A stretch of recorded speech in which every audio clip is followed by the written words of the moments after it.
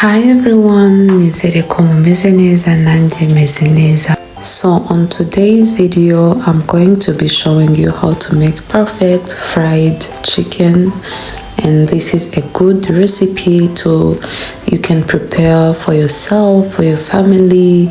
It's an easy, fast and delicious meal. You can give it a try, so watch out, don't miss. We start by putting together our spices, and this is the chicken breast that I used and the chicken wings. I started by cutting it into small pieces.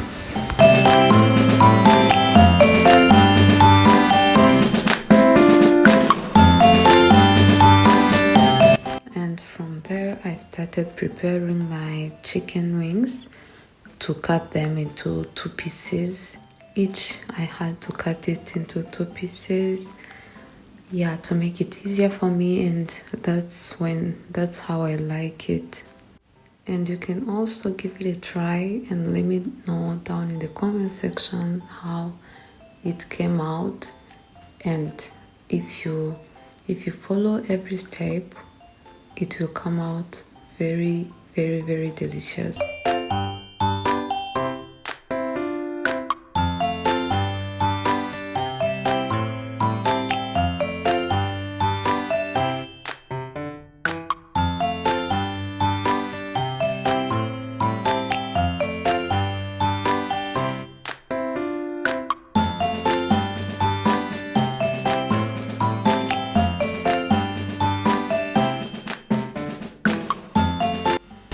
For the spices that I used to season my chicken, I used the Poule Bouillon, paprika, curry powder, white pepper and the garlic powder plus salt. But you are also free to use any kind or every spices that you like, and I'll be putting the photos of the spices that I used to make it easy. I also added an egg in the mixture to make it easy for the spices to stick well in the meat, and you have to make sure that you give it a very, very good mix to make your meat come out with a delicious flavor. You have to mix it well, and it has to be well marinated to give a delicious flavor.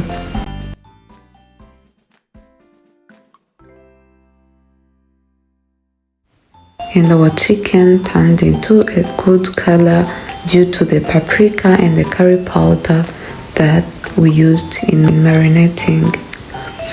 So from there I took a bowl and added an all-purpose flour, and I added paprika again, curry powder and the Poule Bouillon, and also from there I gave it a mix.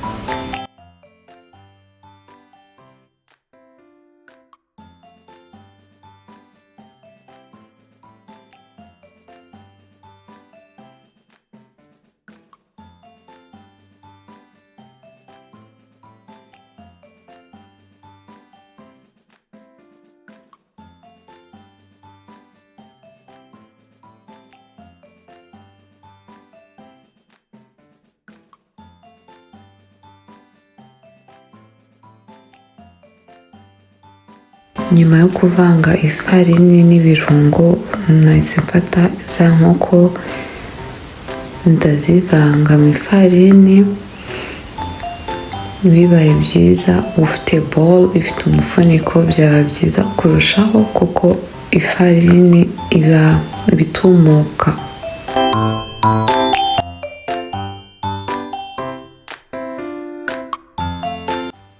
Urakomeza ukavanga cyane, ureba neza ko ifarini yagiye ifata hose kugira ngo inyama zawe zize zimeze neza.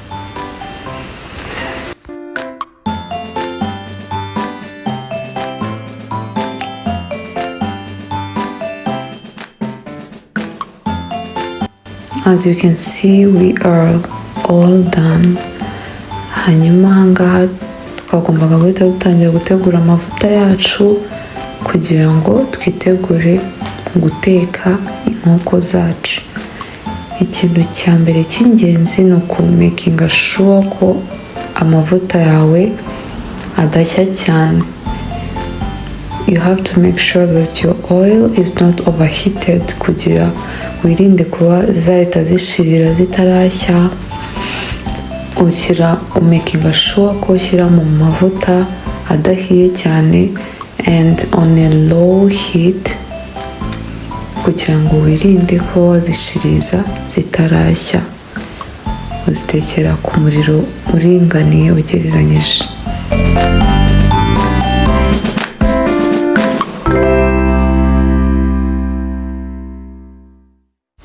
Hanyuma tugateka inkoko zacu kugeza zihiye hagati y'iminota 15 na 20 on a low heat, ziba zimaze gushya neza.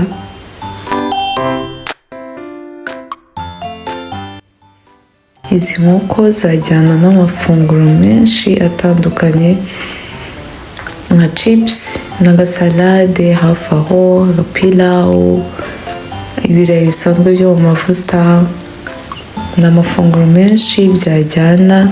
Muzabigerageze mumbwire outcome down in the comment section. Niba wakunze video ntibagirwe kuyihereza like, kunyandikire comment umbwire uko wabibonye. Nawe utarakora subscribe, please do it now. Subscribe now, kanda kuri buto itukura yanditseho subscribe. Uraba unteye inkunga ikomeye kandi tukajya twibanira no muri video zanjye za buri munsi kuko murabizi ko mbafitiye ibintu byiza. Inkoko zacu za mbere rero twari tumaze kuzikura mu mavuta. Mbere yuko ushyiramo izindi nkoko urarindira amavuta agakulinga down ho gato kugira zidahita zishirira kuko amavuta aba yashyushye cyane.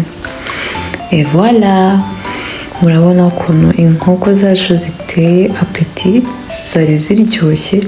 Uko zisa niko zinaryoshye pe, zari ziryoshye. Please muzabigerageze mumbwire, give it a try and tell me. Ciao, thanks for watching.